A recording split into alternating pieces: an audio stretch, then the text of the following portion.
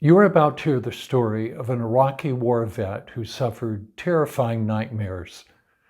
This led to sleep deprivation, debilitating headaches, and the near loss of his job. While the soldier first blamed his dreams on his difficulty, he later found them to be the source of healing for his trauma. As you listen to this story, consider the following 5 ideas which may change your understanding of dreams. 1. Disturbing dreams are incomplete stories in need of better endings. 2.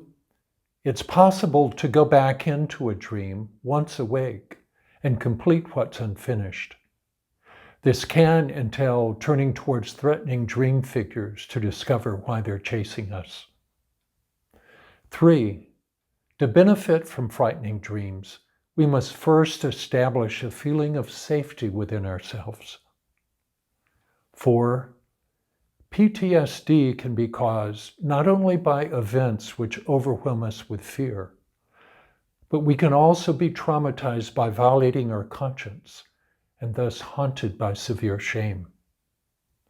5. Dreams, even disturbing ones, are nature's attempt to help us heal and find wisdom. At the completion of this story, you'll find a link to another video in which I answer questions about this story and also discuss several guiding principles essential for understanding dreams. If followed, you'll discover that dreams, much like medical x-rays, contain valuable information, though hidden from our usual way of seeing.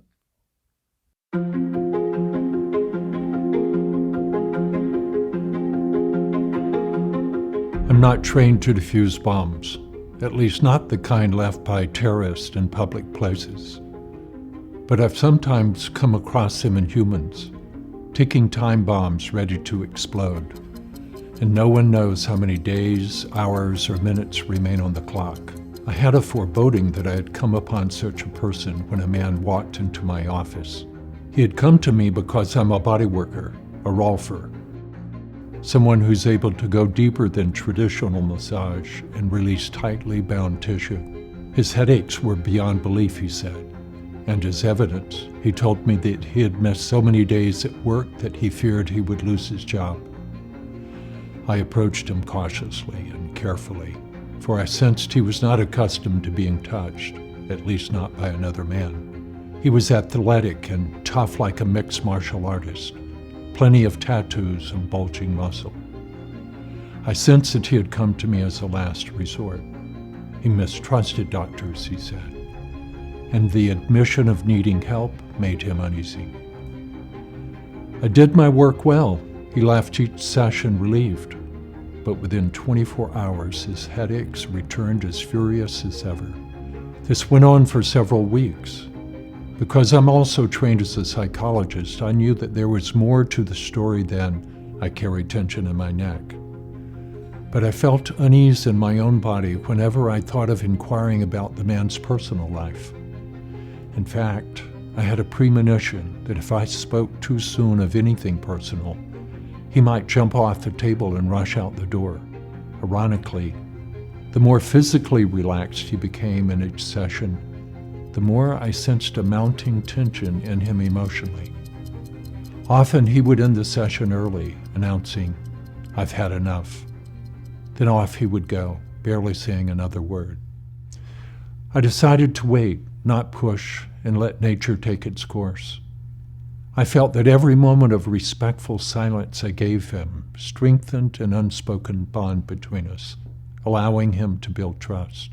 But then one day I knew, if I didn't venture more boldly, the man would likely break contact. He wasn't getting the relief he sought. That's when I tentatively asked, "Can you tell me what your sleep is like?" I don't sleep. Ever? Well, of course I do. Only doze off and on. Never get peaceful rest. Why do you think that is? The man paused and didn't answer. I sensed that we'd come upon something important, if not intimidating. Feeling his hesitation, I said, "There's no rush. Take your time." But this is not what he wanted to hear. Time is running out for me. I have to talk about this. It's the dreams, the nightmares. If I go without sleep to avoid them, I would. But they come almost every night. I've dreaded nightmares too. And if I could have avoided them, I would have. But in studying them, I came to understand how they were actually trying to help me. I don't think so. Not these dreams. They want me dead. I'd like to know more. They say I got PTSD. I was in Iraq. What do you know about war? I've not gone through war, but I've lived through trauma. Not war trauma, but there are other kinds. The soldier looked away, as if contemplating whether he would open the door to his private world. One leg crossed over the other, bounced nervously up and down. Assuming that I had voiced an unconventional view of dreaming, I explained further. You can think of a disturbing dream as evidence that something has gone haywire inside you, that you're broken. Or you can see the dream as nature's way of helping you face what's undermining you. For me, disturbing dreams help me see my blind sides, showing me where I'm weak or have been injured. Their purpose is to help me gain wisdom and find my power. They're always armed and trying to kill me. Who? Who wants to kill you? Why? They're Iraqi citizens, angry men and women, not soldiers. I don't know why civilians. I run for my life, but I never get quick enough. I always wake up and they're right about to overtake me. I do my best to avoid sleep for the rest of the night. Have you asked why they're chasing you? I'm terrified. I'm trying to save my ass. Never think is to ask. The question's easier to ask after you're out of the dream, when you know you're safe. What do you mean? After the dream is over? Well, at any time after you've had a dream and you're awake, you can let your imagination go back to the point in the dream where it ended, as if letting a movie restart that was stopped before the end.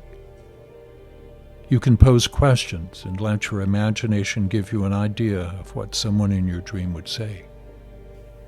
If it were my dream, I would first quiet myself and get absolutely still and breathe calmly. Then I would see myself stopping in the dream, turning around and facing those chasing me. And I would ask, "Why do you want to kill me?" I would then wait for impressions to form in me, letting my imagination play out what I think they would say. The soldier sat straight up in his chair, coming to full attention, readying himself. He took several long and full breaths, then sat quietly with eyes closed. After about 20 seconds of silence, he looked at me direct. Shit. I know why. I know why they want to kill me. To avenge what I've done wrong. The soldier looked away, as if pulled into a movie playing in his head. His eyes darted back and forth, and I could see distress grow in his face. He became pale, as if overcome from something inside. I called his name to reestablish contact so that he wasn't facing his challenge alone. "Jason, stay with me." As if reassured, he began describing a memory, an event that had changed his life. He had been sent on a mission to an outlying village in Iraq. His task was to flush out terrorists whom military intelligence said were hiding in a certain neighborhood known to be hostile to American forces. The target was crucial, and intel was supposedly certain. The neighborhood had been sealed off, and we went house to house, searching every room, leaving no chance for escape. My heart raced. We knew we were in a friendly neighborhood. The danger was just as real outside on the street as inside each house. The tension was also heightened because we didn't knock. We had gone through several houses, startling families. We found nothing. Each time we completed a search and came up clean, the tension mounted. We were one step closer to confronting a hostile force in a house ahead of us.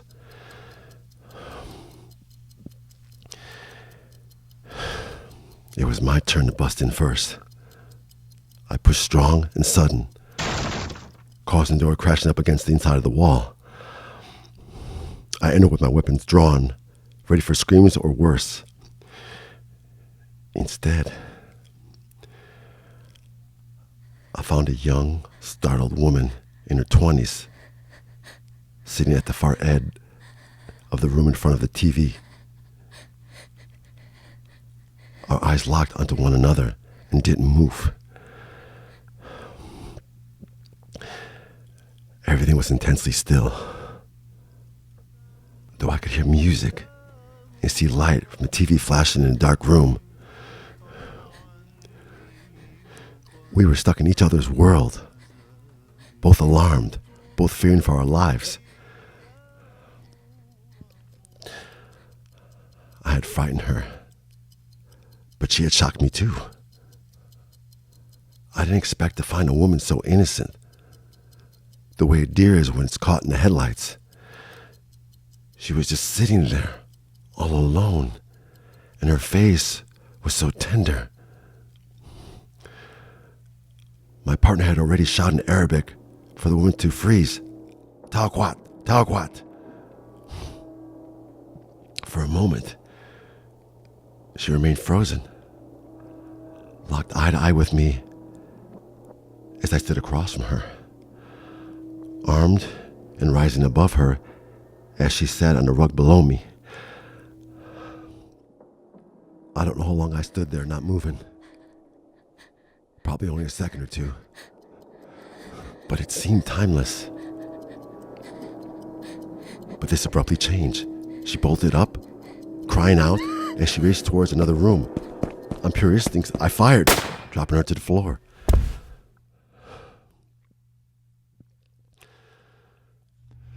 The soldier stopped speaking. I was mesmerized and wanted to know more. Yet I knew that I must bear the tension and wait. It was clear from the depth of feelings expressed that this man wasn't merely conveying information. His feelings were out in the open, and I knew from trauma work, both my own as well as with others, that allowing for emotion is the most feared aspect of recalling trauma, but it leads to the gold. He continued. The next scene was worse. My partner gave another command for anyone in the room to freeze. I was ready to hear the glass break through someone trying to escape through the back room window. We crouched down and prepared for a stream of bullets to be showered on us through the wall. Nothing. Not one sound filled the house.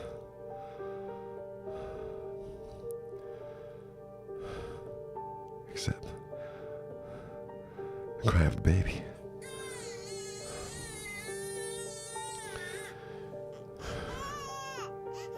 This is the moment I can't forget. And it plays inside my head 100 times a day.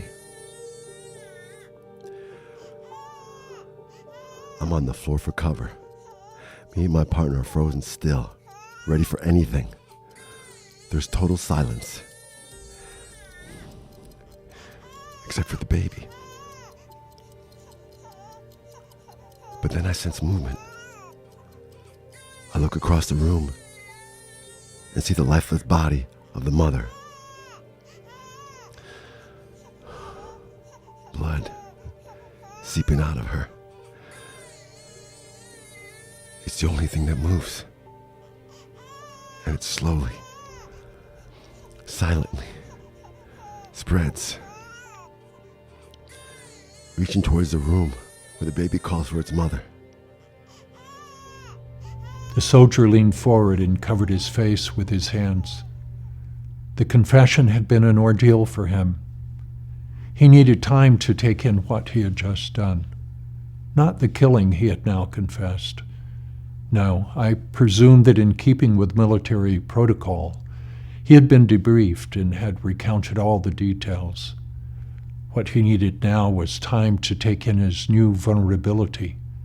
He had finally spoken of the horror with full feelings and revealed his anguish, no longer suffering alone. Having spent a couple of decades working as a psychologist, I knew how traumatic stories can be told while avoiding difficult feelings. A scene can be described as passionately when giving a report for military personnel or law enforcement. The sequence of events in an accident or an assault can be told without emotion.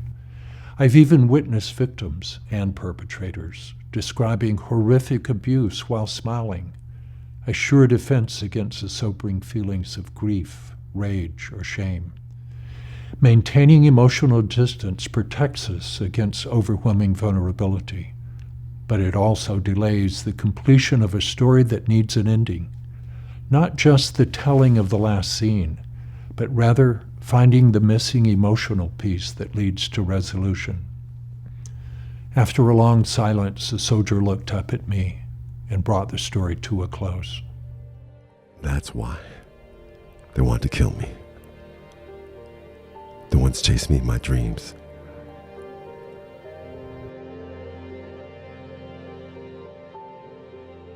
Now I understood the dream. The soldier didn't suffer from classic PTSD, whereby his life had been endangered, but rather he had sustained injury to his conscience, moral injury. The very fabric of his integrity had been torn, and it was no less damaging than a blow to the head or shrapnel in the body. I realized the significance of a surprising detail. It wasn't armed forces chasing the soldier. The dream was not replaying scenes of war as he had surmised. They were Iraqi citizens, fathers and mothers, sisters and brothers, families that wanted revenge for one of their own having been killed. The soldier had violated his sense of human dignity, and no amount of justifying it as being in the line of duty would heal his injury. He had to come to terms with a side of himself, represented by the avenging families that sought to hold him accountable. He had real moral guilt that he could not outrun, and with all things that intimidate, frighten, and threaten us in dreams, they are best faced rather than run from. But how could he bear the onslaught of such an overpowering force of conscience? The judgment he carried inside himself was so strong and severe that he couldn't face it and negotiate a truce within himself.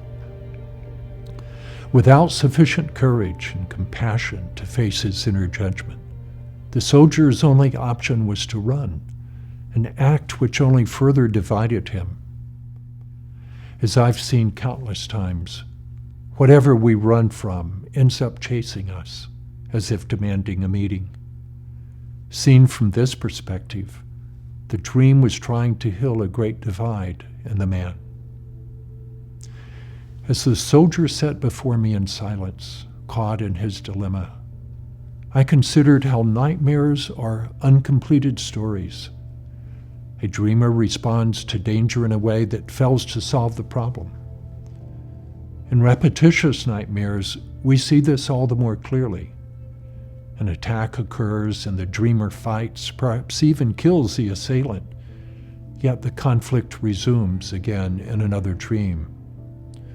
Or the dreamer runs from intimidating thugs, yet never fully escapes, dreaming of the same scene over and again. A different response is needed, not just reactive fighting or fleeing. What's missing in Jason's story, I ask myself. I considered the soldier's behavior in his dreams. He runs, full of shame and fear. only crime and punishment exist in his world. It then dawned on me what was lacking. Jason, there's no way to outrun your conscience, any more than you can get away from those Iraqi citizens chasing you. What do you know about forgiveness? There are some things a man can't be forgiven for. I've been caught in relentless self-punishment too, as if I could never repay the harm I've done. But what would become of us and our world if there was no way out of wrongs done? My words didn't penetrate. The soldier looked at me with distant eyes, already disassociating from the pain that had erupted. Given that he wasn't likely to find a source of forgiveness in himself, I wondered who there might be in his world that could bridge the gap and make real the spirit of compassion. Whom do you know that knows how to forgive? Not cheap forgiveness, not to let you off easy, but someone who would understand the weight of guilt you carry and how you suffer from it. No answer was given, even after a long pause. We couldn't talk more.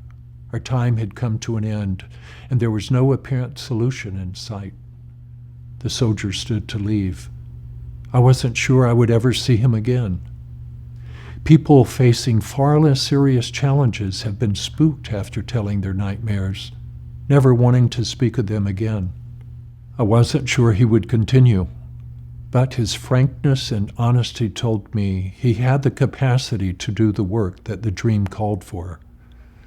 So, before he left, I shook his hand, holding it warmly in both of mine, and out of mere intuition, I looked directly into his eyes and said, "There's someone who will understand. He or she will come to you." At the time, I wasn't sure why I said this. I had no one in mind, but I knew that the human spirit is infinitely resourceful and will surprise us with unexpected solutions, if only we stay alert and hopeful. I was surprised 2 weeks later when I received a phone call from the soldier to schedule another session. The headaches had continued, but with less severity and frequency. He was able to work most days, but still suffered disturbing dreams, though he didn't remember them, and he only learned that he was still dreaming because his wife told him that she heard him moan through the night. When he sat down before me, he opened up right away. I've been thinking about the dream. I never realized that the people chasing me had anything to do with me. It's hard to explain, but before we talked, I thought that I dreamed that the Iraqis chased me because I was just reliving my fear of being killed. A feeling I lived with every day I was there. When you talked about forgiveness, it unnerved me at first. I didn't like it. I realized later that it was because the idea of forgiveness made me face my guilt. You don't need forgiveness if you don't have guilt. The problem is nobody wanted to talk to me about guilt. Instead, they justified what I had done as being in the line of duty. I was debriefed several times, and I retold the incident exactly as it happened. Every detail was gone over, but hardly any mention was made of what happened inside of me. When you asked me to find one person who could help me with forgiveness, I couldn't think of anyone. don't get me wrong. I tried to find someone when I first returned from duty. I turned to the church, but the people there wanted to congratulate me, admire me, and lift me up for an honorable service. All that made me feel unreal because of what I have done and the guilt I carried. They didn't know me. They didn't know what war is really like, what it made me do. And what if they would have known? How would they have felt about me then?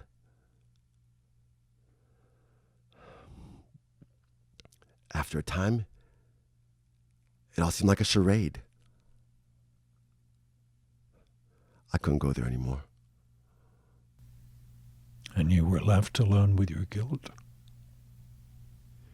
His words landed heavy in the room like a man pulling off an overstuffed backpack carried far too long, finally dropping it to the ground. It's my guilt that causes them to chase me.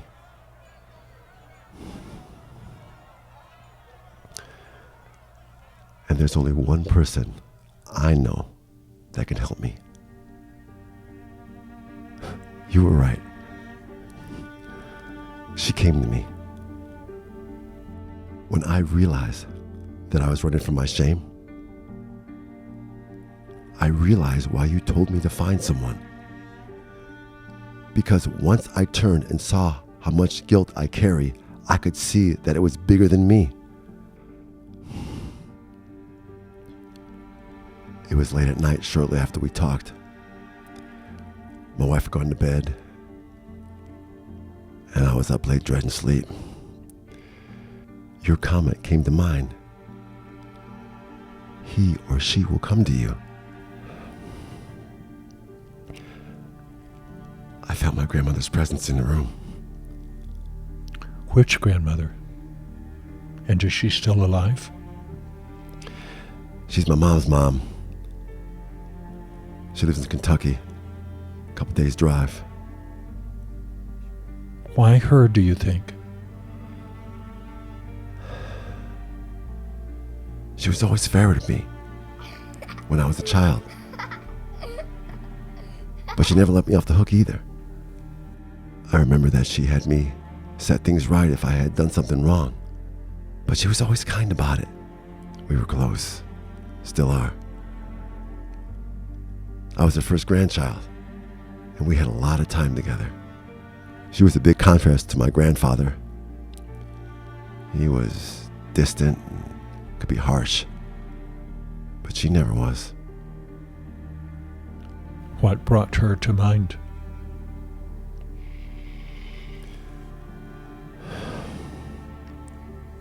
Before I left for the war,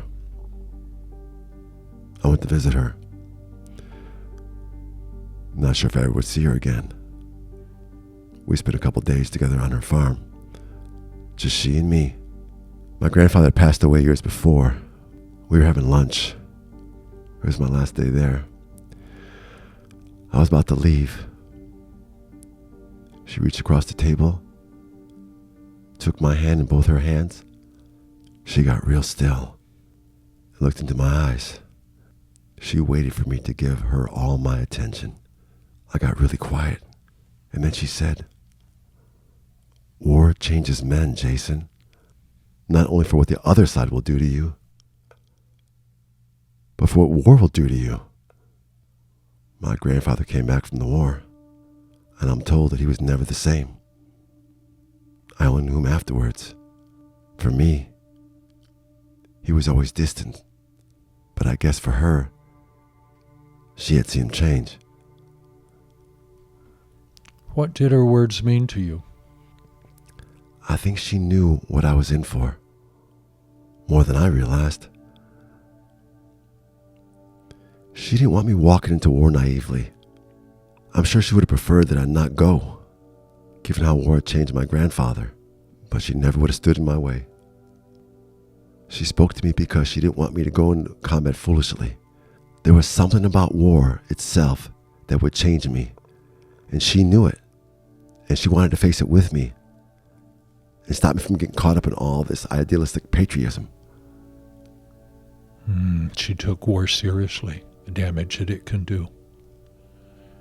And I suspect that she'll take you seriously too, and respect your guilt, but won't judge you, because she knows what you got swept up in was bigger than you. So, when will you see her?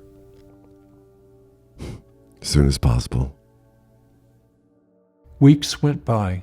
I didn't hear from the man. Yet I felt calm whenever I thought of him, not worried. He had finally faced his worst fear, the shame from which he had run. I trusted that the dream would find a resolute ending. But I wondered why so much had transpired between us in such a short amount of time. Did he reveal himself to me because I was a stranger, someone he didn't have to face again unless he chose? Or was it because he was trapped and knew it, desperate and on the verge of losing his job? Then I considered the effect of the dream itself. Certainly the frightening dreams were pushing him from the inside, not allowing him to cover over the psychic wound. All these questions remained unanswered since I never saw the man again for several years. But one answer did come through. Knowing that I would wonder what became of him, a letter arrived 1 month after our last meeting. It was postmarked Kentucky. Doc, I wanted to tell you that I did go see my grandma. I spent a few days with her. I told her of the incident and the nightmares and the shame I've carried. She reminded me of an incident that happened when I was 8. I was on her farm, playing an imaginary game of war on the back porch. I held an empty quart-sized jar in my hands, pretending that it was a grenade. And I wondered, what would it be like to make an explosion by throwing it up in the air? I tossed it up and watched it hit the cement porch. It made a loud crash. But then the unexpected happened. My grandma rushed out to make sure I was okay. She was barefooted, and shards of glass cut into her feet. Blood rushed out, and I stood there horrified, watching my grandma's face in pain.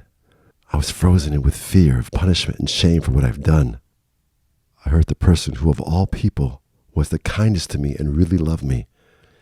She sat down on the edge of the porch and had me go fetch some towels, which she wrapped around her feet. I watched in stunned silence as the white cloths turned red.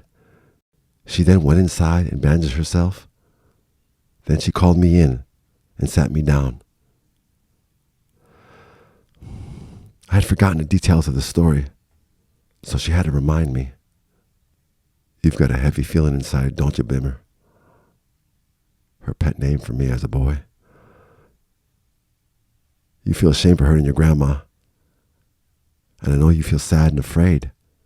I can see it on your face. This is how it feels when you've done something that hurts somebody else.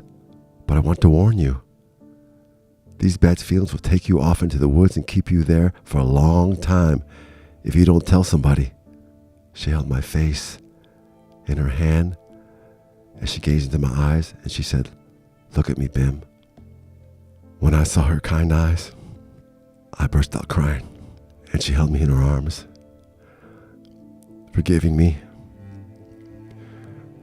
My body shook, but my grandmother rocked me back and forth, and after a while, I quieted down. Then she had me go outside and clean up the glass, and she told me how to do it carefully so I wouldn't cut myself. She told me this story at the same kitchen table where she had sat with me that day when I was a little boy. That same table where we had talked before I went off to war. After she finished, I stayed quiet, didn't move. A flood of memories raced through me. We must have sat without speaking for 10 or 15 minutes, while the difficult scenes I had lived through in Iraq flashed through my mind one after the other. There were moments that I wanted to run to my car and drive away. But my grandmother sat in silence with me the whole time, patiently waiting, not interrupting, not afraid of pain that I had to face. At one point, she must have realized that I was ready to bolt. And she started humming, soft and slow. And she continued for a long while. It calmed me down, helped me stay there, absorb all the bad feelings that I've been afraid of, the shame, sadness, and regret. I came to see that it wasn't just the one moment that had affected me when I killed a young mother. Other episodes came to my mind. Even though the one with the mother was the worst, I realized that I hadn't taken the time to see how much I had gone through. Then I understood what the dreams were trying to do, to have me face everything and no longer run. Eventually, I felt calm, like a storm had blown through me. My grandmother seemed to know. She stood up and touched my hand ever so lightly, and she said, "I'll make us dinner, Bimmer." That's when the tears finally came. Her calling me by my childhood name. The grief took hold of me and shook me. I could allow it because of her calm and steady presence. It's the first time I cried in years. Not for the wrongs done, but because I felt my innocence. Not that I hadn't done anything wrong, but I wept because regardless of what I have done, I was still the young boy, and I knew my grandma loved me. She stood beside me with her hand on my shoulder. Eventually I was done, but I was left more tired than I ever felt in years. Then she said, "Best you sleep now." And I lay down on the sofa and slept right past dinner and through the night.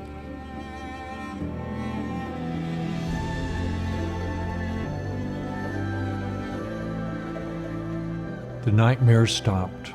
The work of the dream was done. The soldier had found the missing piece and ended his terrifying ordeal.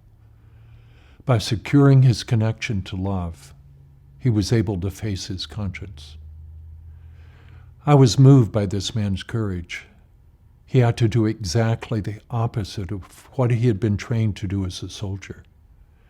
In his battle with himself that continued long after the war, he learned to embrace his vulnerability rather than run from sides of himself that were a threat. As one Vietnam vet told me, the raw nerve required of me to wade through jungle, swamp, and Nam was nothing compared to facing my demons once back home. New skills were needed, legitimizing and listening to hurt, feeling and facing shame, and transcending hyper-independence so that the soothing intelligence of compassion could be felt from others. I marveled at the dream's role in bringing the soldier back to wholeness.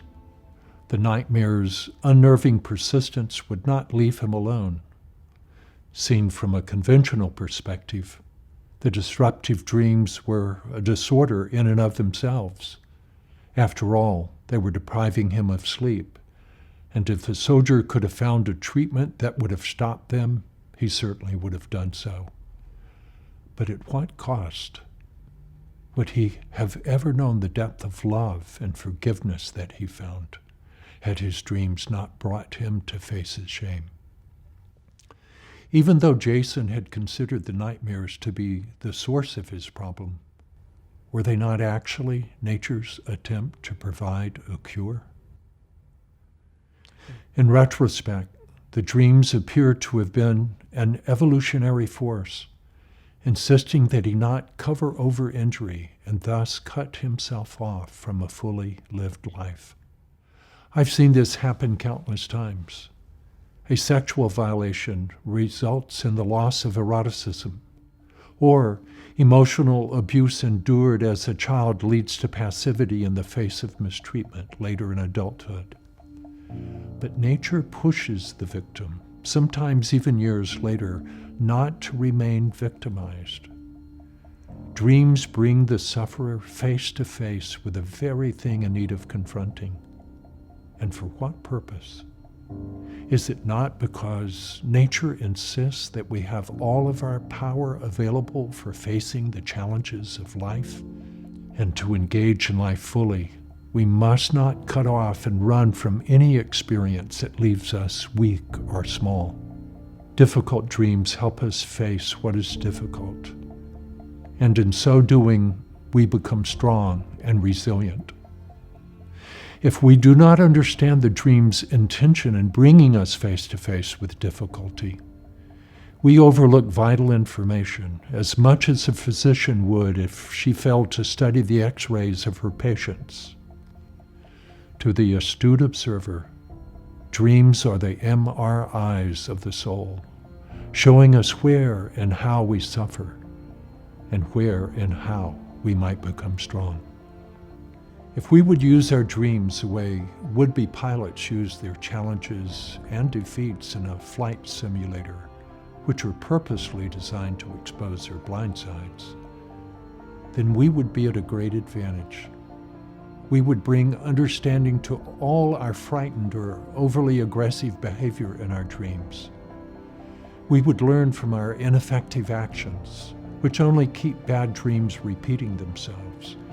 And once out of the dream, we would turn and learn from what threatens us. As a result, we would see the dream as our most truthful and trusted ally. For even though demanding, it knows what we're capable of being. And just as nature intended, it seeks to bring out the very best in us.